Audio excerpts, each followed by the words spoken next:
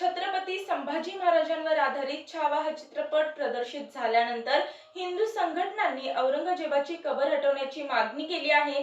विश्व हिंदू परिषद आणि बजरंग दलाने औरंगजेबाची कबर हटवण्यास सांगितलं आहे. एवढंच नव्हे तर तसं न झाल्यास बाबरीसारखी कारसेवा करण्याचा इशारा देखील देण्यात आला आहे. दरम्यान आता औरंगजेबाची कबर हटवण्याच्या विहिंप आणि बजरंग दलाच्या मागणीबद्दल काँग्रेस आमदार विजय वडेट्टीवार यांनी प्रतिक्रिया दिली असून औरंगजेब 27 वर्षे इथे होता तेव्हा तो महाराष्ट्राचे काहीही बिघडवू शकला नाही. आता त्याच्या मृत्यूनंतर त्याची कबर खोदून तुम्हाला काय मिळणार आहे असा सवाल त्यांनी उपस्थित केला आहे. यासोबतच 400 वर्षांच्या कबरीवर राजकारण करणं आणि इतिहास मोडून तोडून सांगणं, सणांमध्ये एकमेकांमध्ये भांडणं लावून देणं यासारख्या गोष्टी आता सामान्य झाल्या आहेत.